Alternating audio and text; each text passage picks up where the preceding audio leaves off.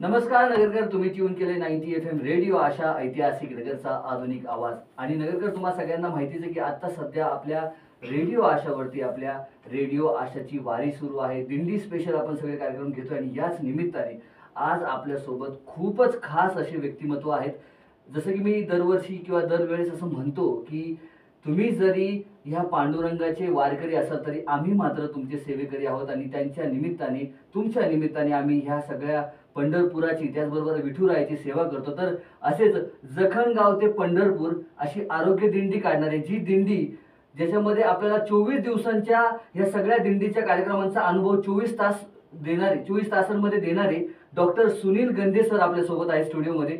नमस्कार सर, तुमचं स्वागत आहे. नमस्कार नमस्कार. हा, तर सर मला तुम्हाला असं विचारायचं की ही जी आरोग्य दिंडी आपण सुरू केलेली आहे, खरंच म्हणजे हा अनुभव म्हणजे ज्यावेळेस मी ऐकला त्यावेळेस मला असं वाटलं की ह्या दिंडीला मला तर सगळ्यात पहिले जायला पाहिजे. तर मला असं विचारायचं की ह्या दिंडीची प्रेरणा तुम्हाला कशी मिळाली? हो सर, हा जुना इतिहास आहे. मी खूप छोटा होतो त्यावेळेस आमच्या गावातून दिंड्या जायच्या, पण शाळेमुळं, कॉलेजमुळं, नंतर शिक्षणामुळं, नंतर व्यवसायामुळं मला जायला शक्य नसायचं. मला मनामध्ये असं वाटायचं की आपण जायला पाहिजे, जायला पाहिजे. पण नंतर माझ्या लक्षात आलं की आपण गेल्याशिवाय आपलं जाणं होणारच नाहीये.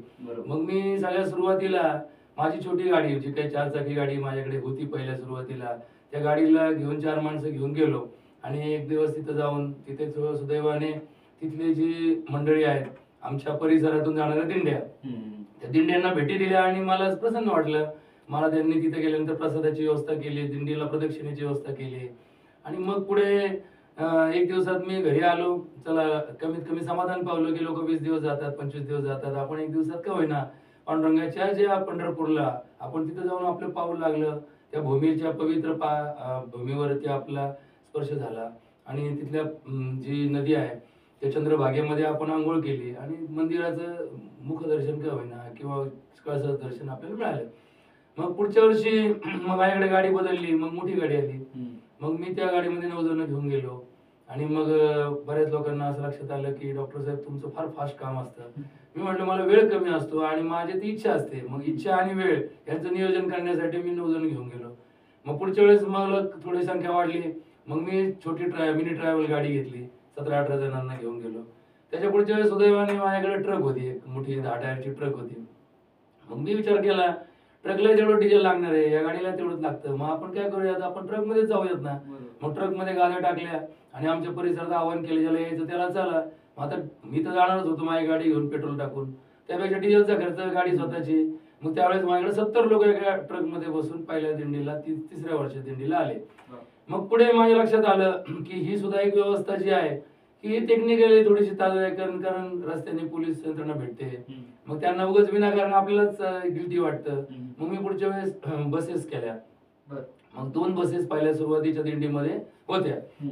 5व्या वर्षी आम्ही जेव्हा दिंडी सुरू केली त्यावेळेस मग 2 बसेस मध्ये नगर शहरातले जवळपास 1 बसेस असायची आणि आमच्या परिसरातल्या गावाची 1 बसेस असायची.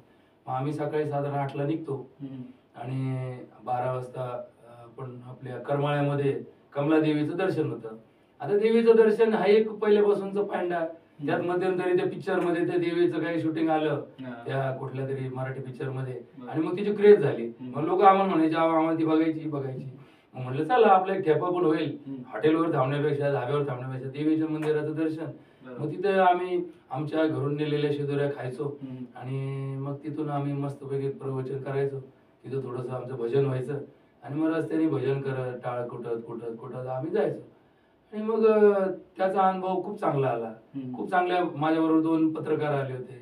मग त्यांनी त्याला कव्हरेज दिलं. ते म्हणले अरे खूप सुंदर उपक्रम आहे, आम्हाला वेळ नसतो. मग पत्रकार लोक यायला लागले, मग त्यांना कव्हरेज मिळायला लागलं. मग बाकी आम्हाला पुढच्या वर्षी लोक यंदाच बुक करायचे. ते पेपरला बातमी आली म्हणायची पुढच्या वर्षी मला तुमच्याबरोबर यायचं डॉक्टर साहेब. मग त्याच्या पुढच्या वर्षी आम्ही 4 गाड्या बसेस नेल्या. आता गेल्या वर्षी कोरोना नंतर आमचं पहिलंच वर्ष होतं. कोरोनाच्या काळात वर्षभर आमचं दिंडी बंद होती, कारण त्या दिवशी काळात मंदिरं बंद होती. मग आम्हाला गेल्या वर्षी सगळ्यात अतिउच्च प्रतिसाद मिळाला. गेल्या वर्षी आमचं तसं 12वं, पण कोरोनामुळे 11वं वर्ष होतं, म्हणजे 11वी दिंडी होती.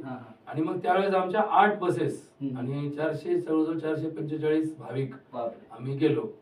आणि मग खूप सुंदर असं नियोजन झालं. आणि मग ती प्रेरणा म्हणजे मला आतून प्रेरणा मिळायची, अरे तू जातो एकटा तर तुला इतर लोक नेले तुझं काय नुकसान होणार आहे. बरोबर. लोक दिंड्या जीव घालतात, त्यापेक्षा आपण यांना काय करूयात.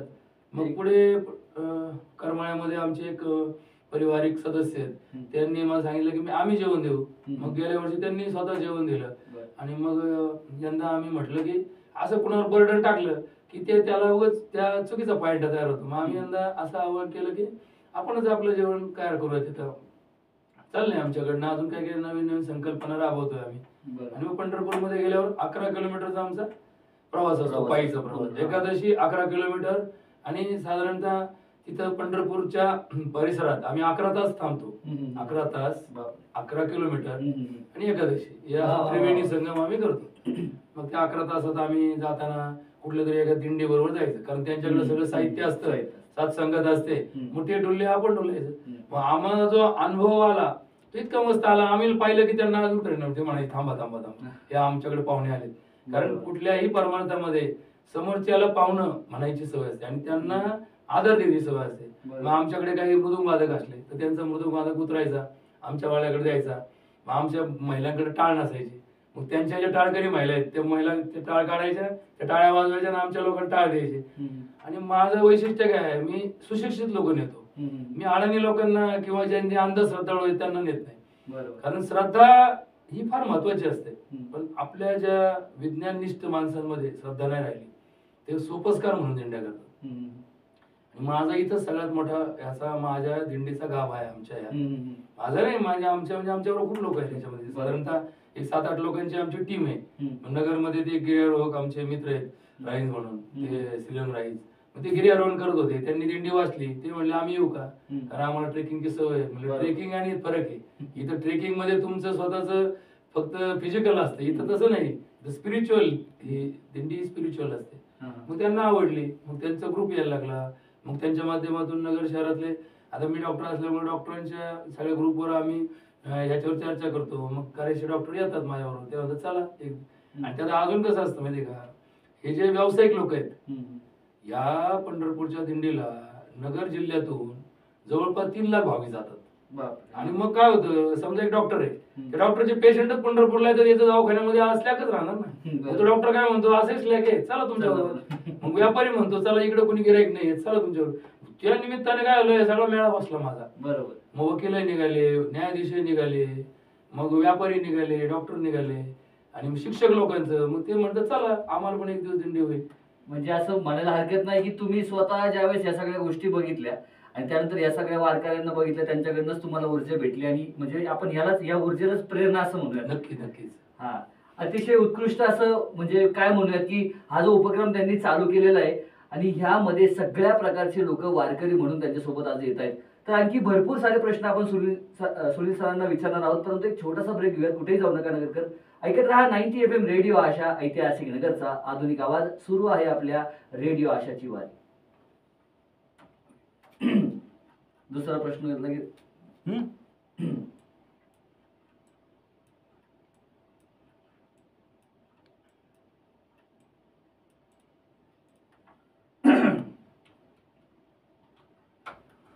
पुन्हा एकदा स्वागत आहे नगरकर तुमचं आपल्या या विशेष कार्यक्रमामध्ये. कारण की मी स्वतःच इसमें ये जनरिकी लिहू ना, टॉप और एंड. नमस्कार नगरकर, तुमचं स्वागत आहे आपल्या या विशेष कार्यक्रमामध्ये. रेडिओ आशाची वारी सुरू आहे आणि आता सध्या आपल्या सोबत आहेत आरोग्य दिंडी आयोजित करणारे डॉक्टर सुनील गंदे सर. आणि आपण त्यांना विचारलं आताच की तुम्हाला ह्या सगळ्या गोष्टींची प्रेरणा कशापासून मिळाली. तर आता आपण त्यांना असं विचारूयात की सर मला सांगा की ह्या सगळ्या गोष्टींचा, म्हणजे आपण असं म्हणतो की मराठीतनं गोतावळा, तर हा गोतावळा जो आहे तो तुम्ही मॅनेज कसं करता, म्हणजे तुमचं मॅनेजमेंट नेमकं कसं होतं. आता ह्या वर्षी लोक किती आहेत आता तुमच्यासोबत वारीसाठी. आता यंदा आमच्याकडे आम्ही साधारणतः 1 महिना आधी याची पोस्ट व्हायरल करतो की अशी अशी जखणगावची ऐतिहासिक दिंडी. आता हे यंदाचं 13 वर्ष आणि दिंडीचं 12 वर्ष. या दृष्टिकोनातून तपपूर्तीचा हा कार्यक्रम आहे.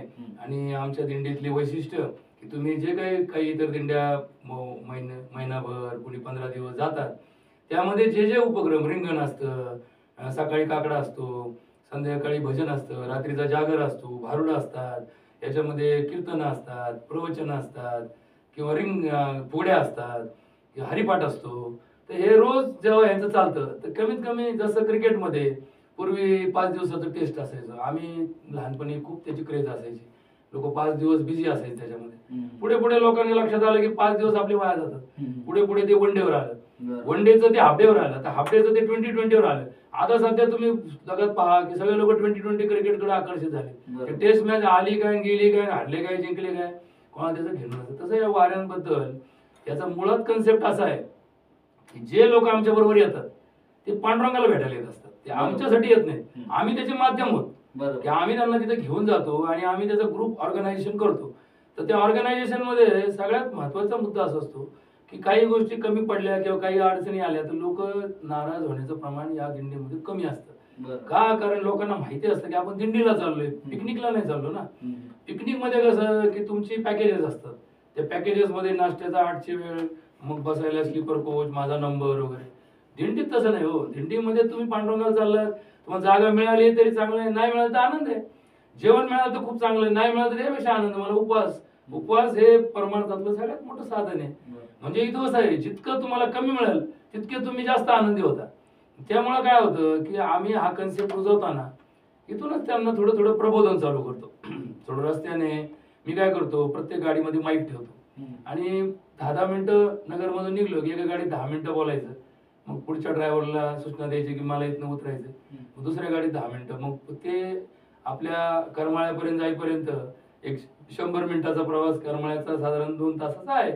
तर त्यातले 100 मिनिटं 11 गाड्या असल्या तर 8 गाड्या होत्या गेल्या वेळेस. तर आम्ही बरोबर ते मॅनेज केलं टाइम, तिथं जाऊन बरोबर उतरलो. मग त्यांना ते सांगायचं, टोपी का घालायची, बुक्का का लावायचा, माळ का घालायची, मग याचा फायदा काय, एकादशीलाच काय ही यात्रा निघते, इथं एकतीला जायचंच का, आजच्या ऐवजी आपण महिन्याने गेलो तर निवांत का जायचं नाही. तर ह्याच्यातले काही सगळे फिलॉसॉफिकल कन्सेप्ट सुदैवाने या धर्म परंपरेमध्ये माझा खूप अभ्यास करण्याचा प्रयत्न झाला. मला भारत सरकारने भारताचा कल्चरल अँबॅसिडर म्हणून माझी आफ्रिकेमध्ये साऊथ आफ्रिकेच्या डर्बन नावाच्या शहरामध्ये माझी पोस्टिंग केली होती. म्हणजे कल्चरल अँबॅसिडर, भारताचा सांस्कृतिक राजदूत. आणि त्याची जी निवड केली गेली तर ती अशी ओपन परीक्षा होते ज्यामध्ये भारतातून जवळपास 3 ते 4 लाख लोक बसले होते आणि मेरिटवरती त्याची माझं सिलेक्शन झालं. आणि अख्ख्या भारतात कल्चरचा जो प्रोग्राम आहे, अभ्यास आहे, म्हणजे संस्कृतीचा, धर्माचा, भगवद्गीतेचा, कुराणचा, बायबलचा, हे जे अभ्यासक्रम आहेत त्याचे, तर त्याच्यात माझा पूर्ण भारतामध्ये नॅशनल मेरिटमध्ये 33वा नंबर आला होता आणि 35 लोकांचं सिलेक्शन झालं होतं. आणि ते झाल्याला खूप वर्ष नाही, आता 10 वर्ष झाली. तर त्यामुळे माझा तो अभ्यास अनायासाने झाला. त्या काळात त्या परीक्षा देण्याचं माझ्या मनामध्ये असा एक उत्साह निर्माण झाला की आपण द्यायला पाहिजे, आपला बराच झालाय. आणि जेव्हा परीक्षेला बसलो आणि त्याचा सिलेबस आला तर मला लक्षात आला आपला काहीच अभ्यास नव्हता. मग मी त्या निमित्ताने रात्रंदिवस अभ्यास केला आणि ती परीक्षा पास झालो. त्याच सुदैवाने ते ज्ञान मला प्राप्त झालं आणि मग ते इम्प्लिमेंट करायचं तर ही सगळ्यात सुवर्ण संधी मी समजलो. आणि मग हा खूप आनंदी उपक्रम होतो. मला तसं तर तुम्हाला असं विचारायचं की जखणगाव ते पंढरपूर हा जो मार्ग आहे तुमचा, ह्यामध्ये नेमकं काय काय गोष्टी घडतात, म्हणजे त्या मॅनेजमेंट मध्ये काय? आम्ही जखणगाव मध्ये आमचे जे ग्रामीण भागातले लोक असतात त्या लोकांचा आमचा पहिल्यापासूनचा जो सहवास आहे त्यातनं ती जखणगावची गाडी निघते. मग नगर शहरामध्ये जे भाविक आम्हाला यामध्ये मिळाले ते दुसऱ्या वर्षीपासूनच सुरू झाले. मग आम्ही काय करतो, एक गाडी जखणगावला ठेवतो, एक गाडी नगरमध्ये ठेवतो. मग नगरमध्ये तिचं व्यवस्थापन नगरचे आमचे जे सहकारी आहेत, आमच्याकडे एक त्या मंदा मॅडम आहेत, एक आमच्याकडे ते श्रीरंगजी आहेत, आमच्याबरोबर अजून ते वालेकरजी आहेत. तर हे लोक मग नगरच्या लोकांचं नियोजन करून ते बरोबर आम्ही जखणगाव साधारणतः 8 वाजता निघालो तर 8:30 वाजेपर्यंत आम्ही नगरला पोहोचतो आणि मग 9 वाजता ती आणि आम्ही बरोबर पुढच्या प्रवासाला जातो. तोपर्यंत त्यांचं सगळं झालेलं असतं. आणि सुदैवाने गेल्या 4 वर्षापासून शासनाने जो काही निर्णय घेतलेला आहे की बसेसमध्ये सवलती द्यायच्या, म्हणजे 75च्या पुढे फ्री, 65च्या पुढे अर्ध तिकीट, महिलांना अर्ध तिकीट, अपंगांना 1 फूट तिकीट. तर ह्या सवलतीमध्ये ज्या गाड्या असतात ना, मग ते आम्हाला काय वाटतं की दिंडीमध्ये लक्झरियस सुविधा कधी नसाव्यात तर त्याला दिंडी म्हणायचं नाही. म्हणजे समजा माझ्या घरी फॉर्च्युनर आहे आणि मी दिंडीमध्ये फॉर्च्युनर घेऊन गेलो तर त्याला दिंडी नाही म्हणायचं, मग मी काहीतरी चुकतोय. दिंडीमध्ये बहुजन हित आहे, बहुजन सुख आहे. बहुजन जर पायी चालले तर मला पायी जाणं गरजेचं आहे. बहुजनासाठी जर शासनाने दिंडीला यात्रा स्पेशल गाड्या काढल्या असतील तर मग ती गाडी माझ्यासाठी फार पवित्र आहे. कारण हा मेळा आहे, ह्याला म्हणतात वैष्णवांचा मेळा. वैष्णव नावाचा जो संप्रदाय आहे, वैष्णव धर्म, तुकाराम महाराज एका अभंगामध्ये म्हणतात, विष्णुमय जग वैष्णवांचा धर्म, भेदाभेद भ्रम अमंगळ, ऐका जे तुम्ही भक्त भागवत, कराल जे हित सत्य करा, कुणाही जीवाचा न घडो मत्सर, वर्म सर्वेश्वर पूजनाचे, तुका म्हणे एका देहीचे अवयव, सुख दुःख जीव भोग पावे. म्हणजे पंढरपूरच्या पांडुरंगाची मूर्ती ही नैमित्तिक आहे. आणि बघा दिंडीमध्ये किती सायंटिफिक फिलॉसॉफी आहे की जेव्हा एकादशी असते, एकादशीला असा कन्सेप्ट विकसित केला गेला की देव हा कळसावर बसतो. का बसतो तर हा लाखोंचा समुदाय, जर देव देवळात म्हटलं तर 10 लाख लोक देवळात घुसायचा प्रयत्न करतील एकादशीचं पर्व, आणि 24 तासात ते संपणार आहे. मग त्या 24 तासात 10 लाख भाविक त्या देवळात घुसतील आणि चेंगराचेंगरी करून मरतील. मग ज्यांनी कुणी ही यात्रा सुरुवातीला याचं थीम केलं त्यांनी सांगितलं अरे तसं करू नका, देवळाच्या कळसावर देव वाचला. कळस कुठून दिसतो? 3 किलोमीटर वरनं कळस दिसतो. मग तुम्ही 3 किलोमीटर पंढरपूरच्या असाल आणि तिथून तुम्हाला कळस दिसला की देव दिसला. मग हे सगळं मॅनेजमेंट आहे ना, हे ज्यांनी कुणी सुरुवातीला याचा कन्सेप्ट 700-800 वर्षापूर्वी सुरू केला ना, तर ते बिचारे ब्रिलियंट लोक होते आणि त्यांचा भाविकांच्या भक्तीचा प्रॅक्टिकली व्यवहारामध्ये काय व्हावं हे त्यांचा कन्सेप्ट होता. त्यांना वाटायचं की ही जी सामाजिक लूट आहे की एक विभाग असा असतो की तो आयुष्यभर फक्त लुटण्यासाठीच जन्माला आल्याचं आपल्याला मनामध्ये भासवतो. मग तो पांढरपेशा समाज असतो आणि मग तो ज्ञानाच्या जीवावर पैसे लुटतो, कोणी सामर्थ्यावर पैसे लुटतं, कोणामध्ये मनगटात जोर असतो. मग त्याला वाटतं मग मी का कमवू नये. मग तो कमवण्याच्या नादात तो ज्याच्याकडून घेतो तो दुर्बल असतो घटक, तो अज्ञानी घटक असतो, त्याला कमजोर घटक असतो, तो भोळा घटक असतो. मग भोळ्या लोकांना लुटायचं ही कोणती पद्धत आहे. मग आमच्या लक्षात आलं की भोळे लोक तर पंढरपूरला असतात पण ते कोणाला लुटत नाही. तो ते दिंडीत जाऊन त्यांच्यावर काय परिणाम होतो, ते अजून भोळे होतात. आणि मग हे अजून भामटे होतात की जे त्यांना लुटतात ते अजून भामटे होतात. मग त्यात व्यापारी वर्ग आले, हे जे व्यावसायिक वर्ग आले, प्रोफेशनल लोकांना ही मनमानी चालले ना. समजा उद्या एखादा डॉक्टर आहे, त्याचं नाव झालं, तो म्हणतो माझी 700 रुपये फी. आता त्यालाही 2च हात असतात, त्याला 2च डोळे असतात, त्याला एकच ब्रेन असतो, तो एक्सपिरियन्स असतो, त्याची एकच बायको असते, त्याचं एक फॅमिली असते, त्याचा एक मासिक खर्च तेवढाच असतो ना, त्याचा मेंटेनन्स तेवढाच असतो. मग तो 700 रुपये घेतो, मग तो महिन्याला कोट्यावधी कमवतो. मग त्याला असा कधी मनात विचार काय येत नाही की बाबा मला हे ज्ञान मिळालंय, हे सेवेसाठी मिळालंय. मग एवढे घेण्यापेक्षा गरीबातल्या गरीब लोकांना जर मोफत सेवा देण्याचा प्रयत्न केला तर त्या गरीबाच्या घरात आनंद येईल, त्याच्या घरातलं दुःख निवारण होईल, त्याचा आजार जाईल. आणि हे माझ्या ज्ञानाचे घडलं. आणि ज्ञान कुणामुळं तर हे पांडुरंगाच्या रस्त्याने जाताना हे असं बिंबवलं जातं काय की हे सगळं देवाचं आहे, तुम्ही हुशार आहेत. तुमचा ब्रेन कोणी केला? देवाने तयार केला का? तुमच्या आईने केला? नाही. डॉक्टरनी ज्यांनी डिलिव्हरी केली तुमच्या आईची त्यांनी ब्रेन दिला का? नाही. हा ब्रेन जेव्हा विकसित होत होता त्यावेळेस त्याच्यावरती डायरेक्टर कोण होता? तर तो होता, तो एक ईश्वर. हे मान्य कोणी केलं सर? हे मान्य हिंदूंनी केलं, हे मान्य ख्रिश्चनांनी केलं, हे मान्य बुद्धांनी केलं, हे मान्य मुस्लिम समाजामध्ये सुद्धा कुराण ग्रंथामध्ये केलं. म्हणजे काय, सगळ्या धर्माचं एकच म्हणणं आहे की माणसाने माणसाशी माणसासारखं वागायचं असेल तर माणूस यांना वागू देणार नाही. यांना माणसाच्या उपर काहीतरी एक शक्ती आहे की जी शक्ती कंट्रोल करते. हे तुम्ही जोपर्यंत बिंबवत नाही तोपर्यंत या माणसाला सुधारायला संधी नाही. कारण माणूस हा स्वार्थी आहे, जन्मचावरती याचा. बरोबर बोलत सर. पण मला पुन्हा एकदा त्याच प्रश्नाकडे यायचं की मी असं म्हटलं तुम्हाला की मला मॅनेजमेंट सांगा. आपलं जे निघती दिंडी ना सकाळपासून तर संध्याकाळ. आम्हाला काही वेळा नगर शहरामध्ये काही लोक आम्हाला फोन करतात की डॉक्टर साहेब हे तुमची गाड्या निघेपर्यंत आमच्याकडे उभी केली, आम्ही तुम्हाला नाश्त्याची व्यवस्था करतो, चहा पाण्याची व्यवस्था करतो. मग त्यांच्याकडे आम्ही आदराने त्यांना म्हणतो ठीक आहे. मग ते जे काही भाविक तिथं असतात तेवढा चहा पाणी नाश्ता करतात. मग ते सगळं मोफत देतात. येणाऱ्यांना आनंद वाटतो, घेणाऱ्यालाही समाधान वाटतं. मग आम्ही जेव्हा या गाड्याच्या ह्याच्यातून करमाळ्याला जातो. मग तिथं आमचं जेवणाची व्यवस्था करतो आम्ही. मग कधी कधी आम्ही काय करतो, प्रत्येक वेळेस वेगळा प्रयोग करतो.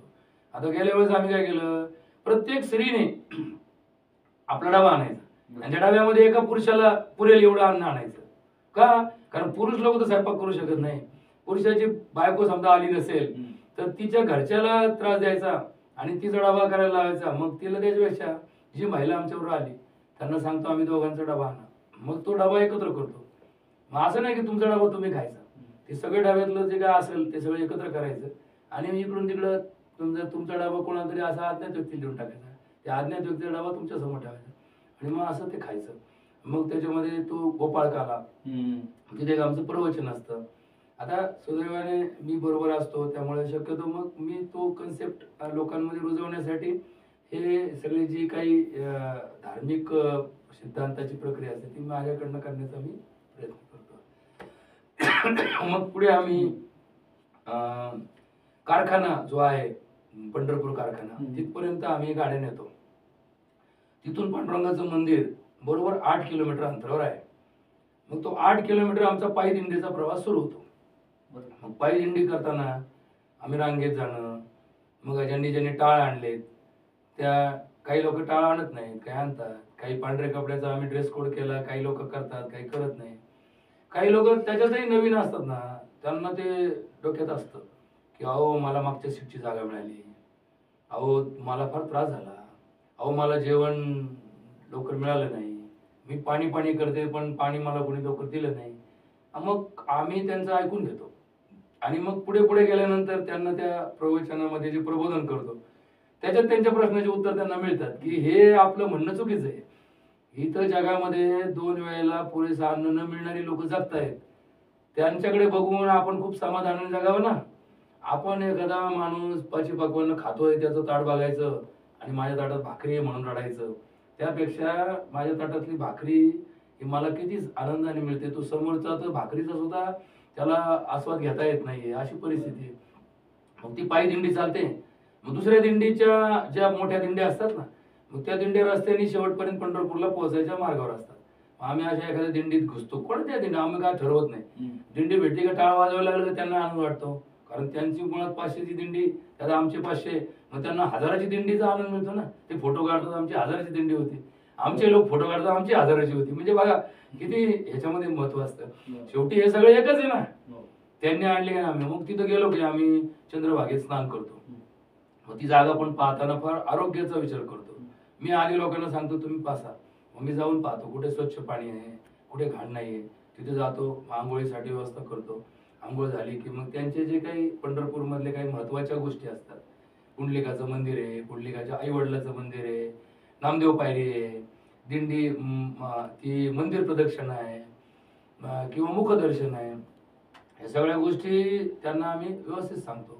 आणि मग त्यामध्ये अजून एक प्रश्न तुम्ही म्हणाल तो फार महत्वाचा प्रश्न की हे कसं जमतं, चुकला कोणी, एवढ्या मोठ्या लाखाच्या समुदायात चुकू शकतो ना. मग आम्ही आयडिया करतो. आम्ही काय करतो, हे पावसाळी दिवस असतात, मग लोक छत्र्या आणतात, रंगीत छत्री पाहिजे, त्यात सगळ्यात रंगीत छत्री निवडायची, तिला एक बांबू बांधायचा आणि ती छत्री अशी 10 फूट उंच बांबूला बांधायची आणि वर धरायची. लोकांना म्हणायचं तुम्ही फक्त छत्रीकडे पाहून चाल, तुम्ही चुकलात ना छत्री फक्त पहा, कारण अख्ख्या दिंडीत छत्री कोणाकडे नसते ना, बाकीच्यांकडे सगळ्या भगव्या पताका असतात. मग आम्ही काय करतो, डोकं लावतो आपली स्पेशल छत्री.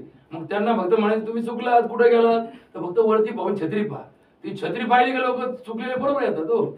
आणि मग समजा नाही सापडली छत्री तर मग ते लोक इतर विचार छत्री पाहिली का तुम्ही, अरे तिकडे छत्रीचा ग्रुप तिकडे गेलाय. मग हे आम्हाला आपोआप सुचलं. मग आम्ही दरवर्षी वेगवेगळे छत्री, कधी कधी काय होतं ही छत्री दिसायला छोटी पडते, मग आम्ही काय करतो वेगवेगळे प्रयोग करतो. मग गेल्या वेळेस आम्ही ना ते आता चायना लाईट असतात ना, ते लाईट सारखे ते लाईट त्याला लावतो वरती आणि ती छत्रीला लाईट लावून मग ती छत्री लाईटिंगची छत्री होते. मग लाईटिंग छत्री होती आमची छबिनासारखी. आता करत करत करत आम्ही करतो. आणि पंढरपूरमध्ये आमच्या परिसरामध्ये भाळवणी नावाचं गाव आहे, तिथे नागेश्वर दिंडी सोहळा असतो. तो 15 दिवसाचा दिंडी सोहळा आहे. त्या 15 दिवसाच्या दिंडी सोहळ्यामध्ये ते भाळवणी ते पंढरपूर असं जवळजवळ 250 किलोमीटरचा प्रवास पायी करतात. मग त्या लोकांचे आमच्याशी पहिल्यापासून म्हणजे ऋणानुबंध आहेत. मग ते पहिल्यांदा आम्हाला म्हणाले की आमच्या दिंडीत या. मग सुरुवातीला 20 लोक माझे त्यांच्याकडे गेलो, आम्ही त्यांच्याकडे दिंडीत जेवलो, त्यांच्याबरोबर कीर्तन केलं मी तिथं. मग त्यांनी सांगितलं की दरवर्षी तुम्हीच यायचं आमच्याकडे कीर्तनाला. मग मी जातो, मग कीर्तनाचं काय आपण तर काय मोबदला घेत नाही. मग ते मोबदल्याला आमची दिंडी जीव घाला. मग आता गेल्या वर्षी आणि ते बिचारे ते संतोषजी पारख आमचे सहकारी त्या दिंडी संचालक किंवा तिथे अजून काही कपळे सर किंवा तिथले रोगले परिवार वगैरे हे आम्हाला आणि खूप आनंद मिळतो. मग आम्ही बर्डन नसावं म्हणून आम्ही काय करतो, मग नंतर नंतर आम्हाला असं वाटतं की एवढे लोक जीव घालणार ते जरी काही म्हणत नसले तर आपलं चुकीचं आहे. मग आम्ही थोडेफार लोकांना म्हणतो की या नागेश्वराचं दर्शन घ्या आणि तुमच्या मनातून काहीतरी त्याला देणगी द्या. आता नाव देवाचं असतं, निमित्त देवाचं सगळं काय, शेवटी हे ऑर्गनायझेशन कमिटीला लागणारा खर्च वसूल करण्यासाठी ती पद्धत आहे. असं करून मग आम्ही रात्री साधारण 1-2 वाजेपर्यंत, कारण 12ला एकादशी लागते असं आपल्या लोकांचं म्हणणं ना, दिवस बदलतो ना, दशमी असते आम्ही निघतो तेव्हा, 12 वाजता एकादशी लागते, आम्ही 1 वाजता प्रदक्षिणाला निघतो दिंडी मंदिराच्या. मग रात्री 1 वाजता सगळे वारकरी झोपलेले असतात, तो एरिया बराचसा मोकळा असतो. मग आमची सगळ्यात पहिली प्रदक्षिणा होते ना, सगळे लोक एवढे कोट्यानी लोक घालणार प्रदक्षिणा, मग सगळ्यात पहिली प्रदक्षिणा आमच्या दिंडीची होते. ती प्रदक्षिणा झाली की आम्ही जिथं गाड्या आहेत 3 किलोमीटर गाड्या असतात, म्हणजे हे 8 आणि ते 3 अशा 11 किलोमीटर पायी चालतो, त्या गाडीत बसतो आणि रात्री मग बरोबर पहाटे 7 वाजता 8 वाजता म्हणजे 24 तासात परफेक्ट आम्ही आपल्या कामाला परत रुजू होतो. अतिशय उत्कृष्ट सर. म्हणजे तुम्ही तुमच्या मॅनेजमेंट मधल्या 2 गोष्टी मला हायलाईट करायला आवडतील. त्या म्हणजे महिलांना तुम्ही सांगता की एका पुरुषासाठी एक डबा तुम्ही घेऊन या आणि त्यासोबतच छत्रीवाला जो विषय तुम्ही सांगितला अतिशय उत्कृष्ट. तर सरांसोबत आणखी भरपूर आपण माहिती घेणार आहोत, सरांकडनं खूप साऱ्या गप्पा मारणार आहोत, परंतु एक छोटासा ब्रेक घेण्याची पुन्हा एकदा वेळ झालेली आहे. कुठेही जाऊ नका, ऐकत राहा 90 FM रेडिओ आशा, ऐतिहासिक नगरचा आधुनिक आवाज. Stay tune Nagarkar. सर, यदि आपने